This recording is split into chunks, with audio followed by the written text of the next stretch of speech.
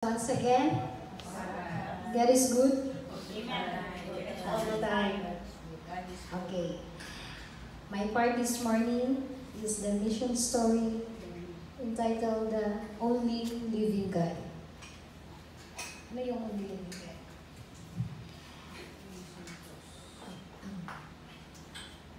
The character of our mission story this morning is Surah Shay. Ano ba basa niya? Surah Shay. Surah Shay. Oh, di ba? Nalilito talaga kung ano ba ito pagbasa? Surah Shay. Basta ganun. Yun na yun. Siya yung character ng story natin this morning. Today's mission story is about a man in Thailand whose life was touched by two 13 Sabbath offerings that were collected 27 years apart. Wow, ang tagal na pala nito. Surah Shay arrived at the Seventh-day Adventist High School in Thailand with a promise. He told himself, I'll stay in the dorm, but I never change my religion. Hindi Seventh-day Adventist si Surah Shay at that time. Lumaki si Surah Shay sa non-Christian family. Nag-decide siya na mag-aral sa Adventist school sa kadahilanan na yung school na yun, ng Adventist school, is my dorm. Kasi may kalayuan yung bahay nila sa school. 600 miles o 1,000 kilometers ang layo ng kanilang tahanan. Nung nagsimula na yung kanyang klase, Surah Shay fascinated or nabighani sa World Civilization class. Namangha siya sa kanilang Bible class kasi tungkol ito sa prophecy ng rise and fall of major world civilization in the book of Daniel. Sabi niya, paano kung pagtugma ang information about world civilization sa narinig ko sa dalawang klase? Curious siya that time. Sabi niya, at nalaman niya, na-notice niya ang headline sa newspaper about the 1967 Six-Day War na napanalo ng Israel ang laban kontra Arab country. So nagtaka siya, natalo ng Israel na maliit na country ang Arab country na mas larger country and mas older country. Natalo ng Israel. Nagtaka siya, bakit kaya paano natalo ng Israel ang malaking Arab country at that time? Nagtaka siya at napaniwala ng isang maliit na syudad, which is, he wondered about the origin of the Jewish people. Natanong niya sa sarili niya, ito kaya na Israel ang lugar ng ito kaya na Israel ang nasa Bible na pinag-aralan nila sa kanilang klase? Tatanong niya. He searched more information and found a book about Jewish people written by Thai philosopher. Nagpatuloy siya sa pagbabasa ng Bible hanggang nabasa niya ang God of Israel had pleaded with his people thousands of years ago not to bow down to image of stone and wood. Yung religion pala nila Surah Shay ay nagbabow down sila sa image of stone and wood. So nagtaka siya, ang totoong Panginoon pala dapat hindi siya ginawa by hand. Kaya yun, napasok sa isip niya. Pero talaga siya nag-study more. Nagpatuloy siya, nagbasa na hanggang nabasa niya, yun nga, yung God Israel. Ang religion ay hindi basihan sa yung religion niya dati, parang kinalimutan niya muna kasi may nalaman siyang bago. He read the Bible, the text of Jeremiah 10, verse 10 says, "But the Lord is the true God. He is the living God and everlasting King." Yun yung verse na nabasa niya na parang lumambot yung puso niya. Simula noon, nag-sign up siya for the Bible study lesson from the Voice of Prophecy. At that time, ang Voice of Prophecy ng Thailand ay nag-grow. Yun yung parang nag-spread yung message dun sa yung voice of prophecy.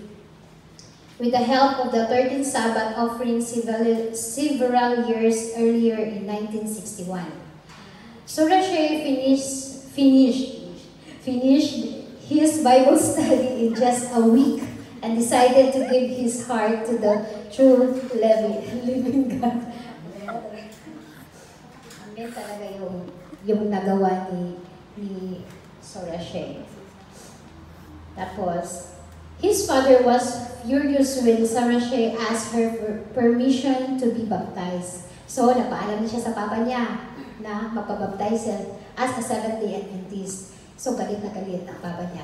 If you want to be a Christian, go to the Christians, he said. You don't have to come back home. Huwag ka nang bumalik. Sorashe has no regret. He went on to earn bachelor's and master's degree in theology and doctorate in missiology. He was worked as a pastor, communication director for the Adventist Church in Thailand, and regional director for Adventist World Radio. His desire is to teach others about the living God.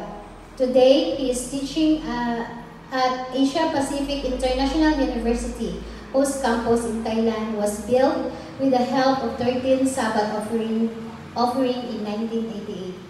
He tells his students that Christianity entered Thailand more than 200 years ago, and the Adventist Church arrived when a literature evangelist began to sell books in 1906. But despite a more than 100-year presence, the church membership is no more than 15,000 people, or only 2% of Thailand population of 71 million. Grabe no, sa Thailand 71 million sila yung population doon, pero yung na Seventh-day Adventist lang is 16,000, just 2% of the population of the Thailand. This is one of the most difficult countries in the world. So Rashid said, oo, kasi ang dami nila, 16,000 lang yung natanggap sa Panginoon. In some places, is doing his work through resistance and opposition. But there, Christianity is welcome, but cultural belief in satanic agency is strong. We are not fighting against flesh and blood. We are fighting with evil spirits. We are fighting with the Satan himself. We need more workers in Thailand. So, more workers doon. Kasi mahirap din yung... May mga belief talaga sa Thailand na strong kasi sila. Parang hirap pasukin. Pero, pray to God na makapag-share pa ng more missionary doon. Thank you for your faithful 13 Sabbath offerings that had a major impact on the lives of people like Sorashe Inson. Asia Pacific International University, where Sorashe teaches, has provided a Christian education to thousands of students since a 1988 13 Sabbath offering helped build its campus. Every year, students from non-Christian homes are baptized at the university.